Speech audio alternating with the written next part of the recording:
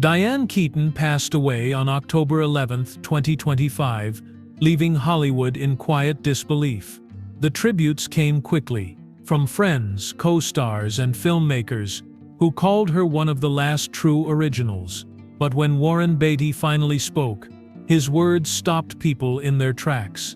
There was a tone of grief, yes, but also something else, something that hinted at a story the world had never fully heard. More than 50 years earlier, their paths had first crossed when Keaton was fresh from The Godfather and Beatty was already a Hollywood icon. What began as an easy connection between two rising stars would ripple through both of their lives for decades, through work, through friendship, through moments neither ever spoke about publicly. And now, as the industry mourns one of its most distinctive voices, Beatty's reflection has reminded the world just how deeply two lives can remain intertwined, even after so many years apart. It was the early 1970s, a time when Hollywood seemed to be remaking itself from the inside out. The studio system was fading, independent voices were rising, and a new generation of actors was beginning to redefine what stardom meant. Among them was Warren Beatty, already a cultural force after Bonnie and Clyde and Shampoo, known for his ambition, charm, and near-obsessive commitment to storytelling. Across town, Diane Keaton was climbing fast. Her unique mix of vulnerability and wit had caught the eye of audiences in The Godfather, and critics were beginning to call her one of the most original talents of her time. They met in that swirl of reinvention, young, curious, and drawn to each other's intensity. Beatty, 10 years older, had the kind of magnetism that filled a room. Keaton, unpredictable and fearless, refused to be just another admirer. Friends later described their first conversations as a clash of equals. He was the perfectionist who measured everything. She was the free spirit who trusted impulse. It was inevitable they would orbit one another. Their romance began quietly, away from premieres and photographers. Keaton, who had never cared much for Hollywood parties, was intrigued by Beatty's intelligence and the contradictions behind his public persona. He was at once analytical and restless, a thinker trapped inside a leading man's face. She brought out his humor, he challenged her discipline. Yet for all their chemistry, neither expected permanence. Both were consumed by work, both suspicious of commitment, and both too independent to mold themselves around another person. The relationship, brief by Hollywood standards, left an imprint that would last for decades. Those close to Keaton said she respected Beatty long after the romance faded, calling him uncommonly bright and a perfectionist who never settled. Beatty, in turn, spoke of her as one of the few people who could truly match his creative curiosity. In later interviews, he would recall their early conversations not as flirtation, but as the beginning of a dialogue that never really ended. By the mid-70s, their lives had diverged. Beatty was developing new projects and navigating his growing reputation as both actor and producer. Keaton was entering a golden stretch that would bring her Play It Again, Sam and Annie Hall, roles that turned her into an icon. They rarely appeared together, yet their names often surfaced in the same breath. Two innovators shaping the tone of modern American film. Looking back, that first meeting marked the start of a long creative echo between them. Even when years passed without collaboration, their admiration never dimmed. Beatty once remarked that Keaton had a quality you couldn't direct, while Keaton later said she was drawn to his intensity because it came from wanting everything to mean something. Those words captured the foundation of what would become their lifelong connection, not romance sustained by time, but respect forged through understanding. In an industry built on short memories, theirs endured. When people spoke of the artistic energy of the 1970s, both names always seemed to find their way into the conversation. Separate, they were powerful. Together they hinted at what happens when two uncompromising spirits recognize themselves in each other. Their time together as a couple was short, yet those months carried the weight of two lives moving at impossible speed. Diane Keaton was learning to navigate her sudden fame after The Godfather, while Warren Beatty was already living inside the machinery of celebrity that never seemed to slow. Hollywood whispered about their relationship, but neither seemed interested in confirming or denying anything. What existed between them wasn't for publicity. It was private, thoughtful, and unlike anything either had experienced before. Beatty, often labeled a perfectionist and womanizer, found something unexpected in Keaton. She wasn't impressed by his reputation.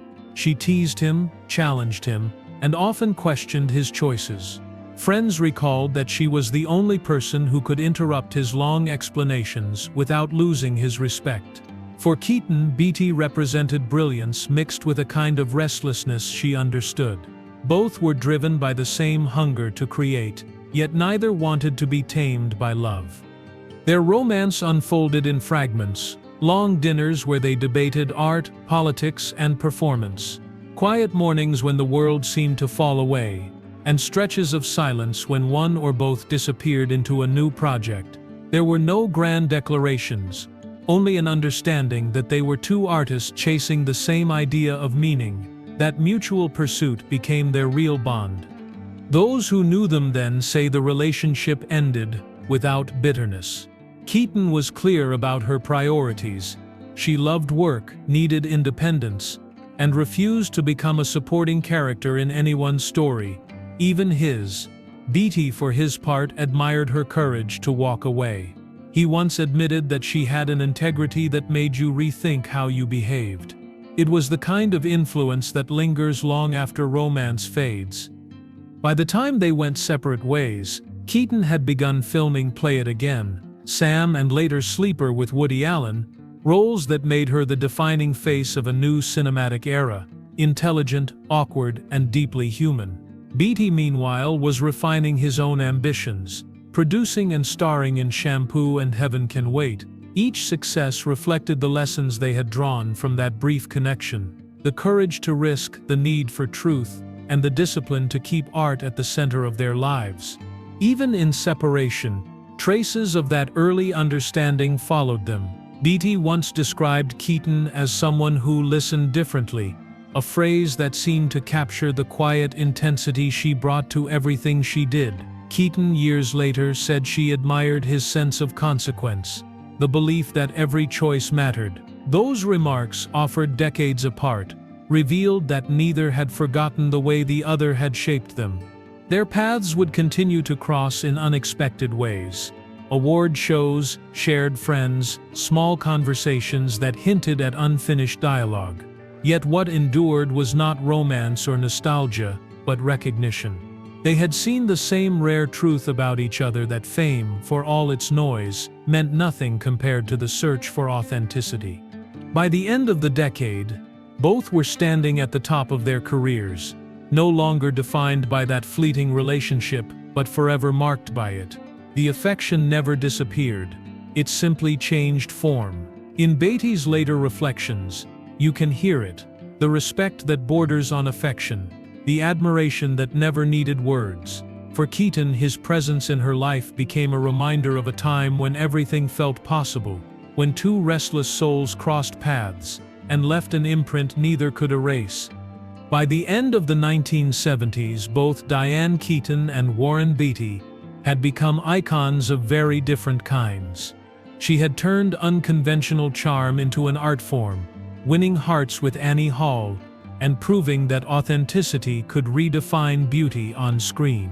Beatty, now both a movie star and a power behind the camera, was preparing his most ambitious project yet, Reds, a sweeping historical epic about love, politics, and conviction. When it came time to cast the female lead, Beatty thought of Keaton. Their paths had diverged for years, but something in her spirit fit the film he wanted to make. Reds would be unlike anything either of them had attempted. Beatty was directing, co-writing, producing, and starring, responsibilities that demanded control over every frame. Keaton, cast as journalist Louise Bryant, entered a grueling production that tested patience and stamina. The filming stretched for more than a year, moving from London to Helsinki to New York. Long hours, endless revisions, and Beatty's meticulous direction could have fractured any working relationship. Instead, it deepened theirs. Crew members later described an unspoken understanding between them. When Beatty gave a note, Keaton often nodded before he finished the sentence. When she struggled with a scene, he adjusted the camera rather than her performance. Their earlier history had built a trust rare in such conditions. The freedom to disagree without resentment. One cinematographer said, "They worked like people who had already fought all their battles." The result was electric. Keaton's portrayal of Louise Bryant earned her an Academy Award nomination, and critics praised the chemistry between her and Beatty as palpable but unforced. Off-screen, both avoided discussing what it meant. For Beatty, the film was a culmination of everything he believed cinema could do, combine intellect with emotion. For Keaton, it was proof that vulnerability and conviction could coexist. Each had found, through the other, the balance between chaos and craft. Yet the experience of Reds went beyond filmmaking. Friends noticed how differently they treated each other compared with years before. The playfulness of youth had been replaced by a quiet respect. Keaton once said that Beatty's attention to detail taught me patience. Beatty in turn credited her courage for grounding the film when it threatened to spin out of control. They no longer needed affection to affirm their bond. They had art. When Reds premiered in 1981, its critical success sealed Beatty's reputation as one of Hollywood's most daring filmmakers. But for those who knew both of them, it was something more. A reunion that closed one chapter and opened another. Their collaboration rekindled a friendship that would outlast the film's accolades. Though their personal lives continued in different directions, their creative respect became permanent. In interviews afterward, Beatty rarely spoke about Keaton directly. But when he did, his tone softened. He called her brave, committed, and one of the reasons the film worked. Keaton, too, reflected on Reds as one of the most demanding but rewarding experiences of her life. She said the project reminded her why she loved storytelling.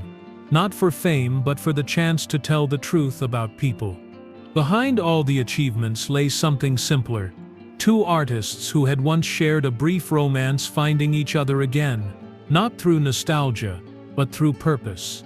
Reds didn't just revive their friendship, it redefined it, giving both of them a language beyond words to express what they had always understood.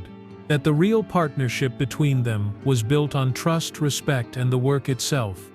In the years that followed Reds, Diane Keaton and Warren Beatty's paths moved in opposite directions, but never far apart. Hollywood had changed once again. The experimental edge of the 1970s was giving way to the franchise era, and both actors began to choose their projects more carefully. Beatty turned inward, focusing on writing and producing, while Keaton's career blossomed through a mix of romantic comedies and dramas that made her a household name.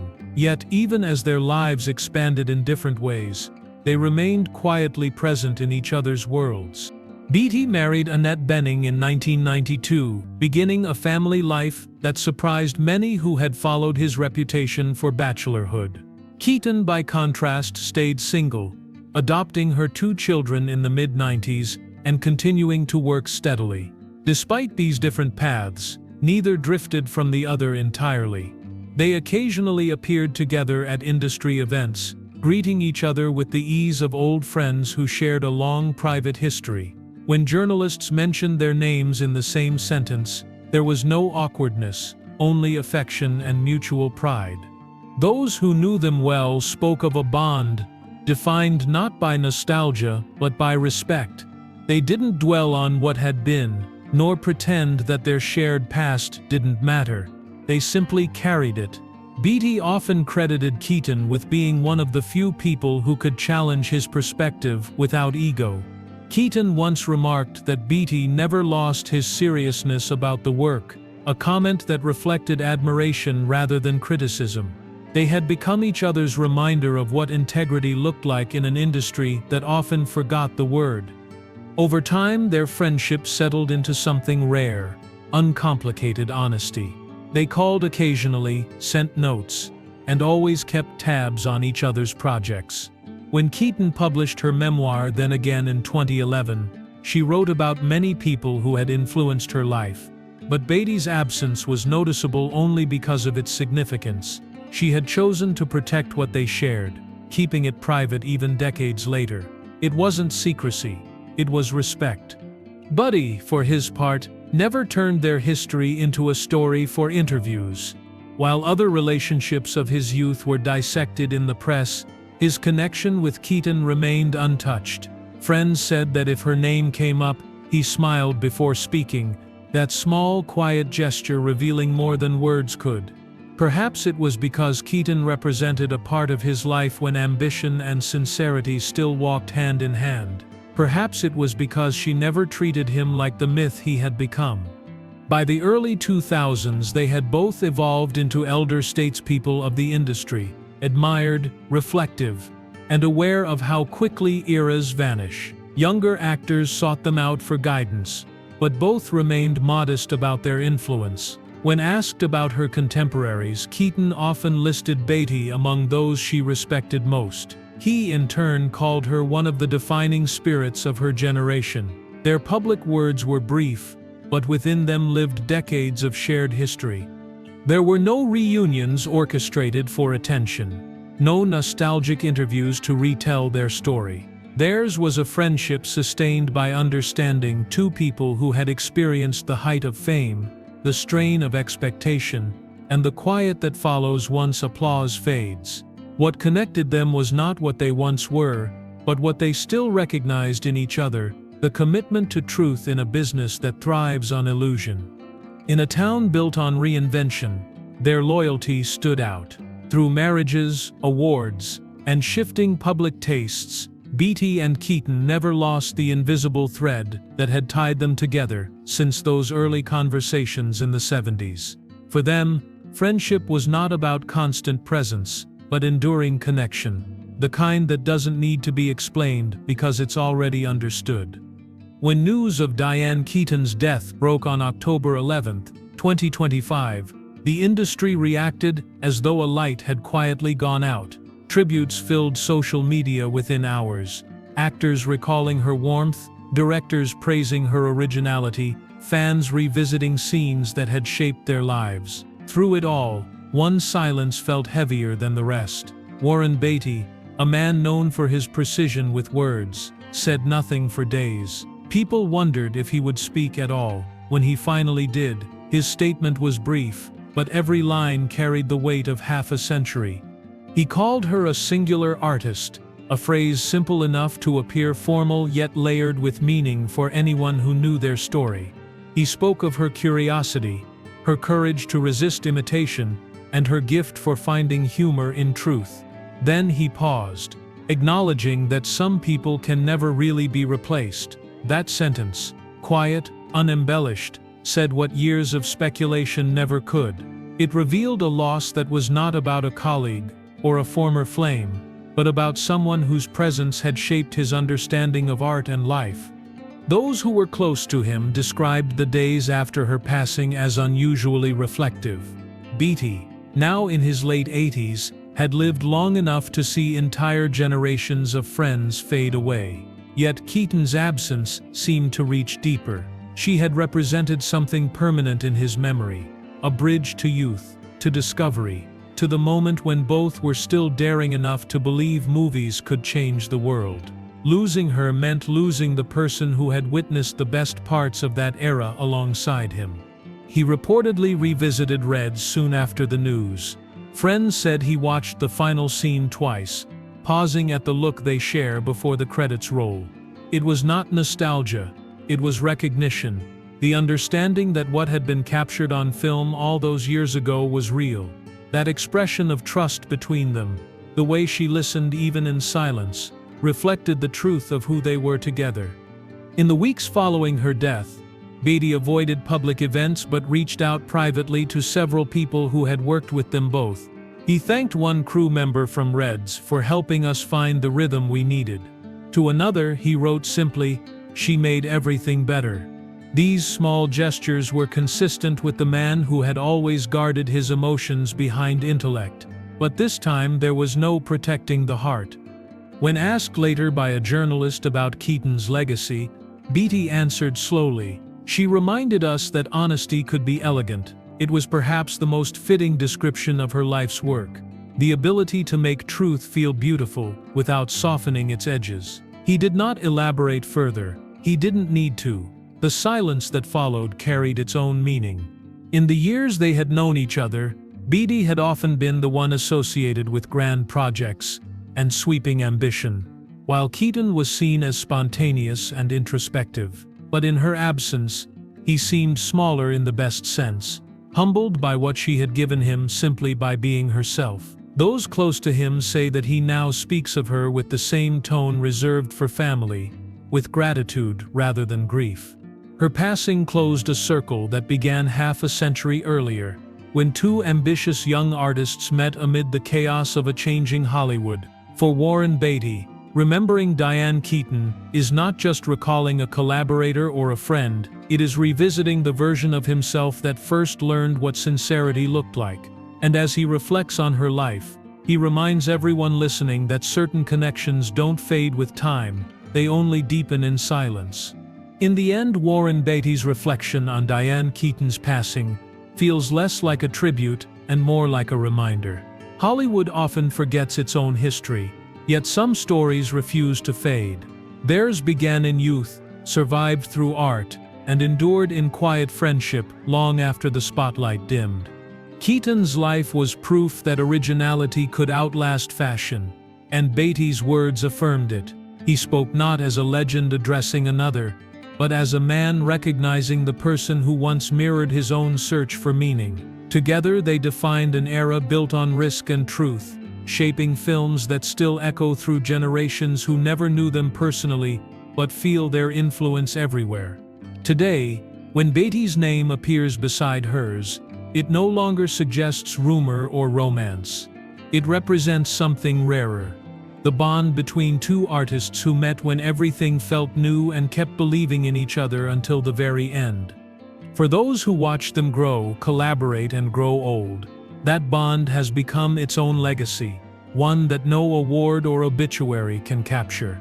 For more emotional stories, check out this video.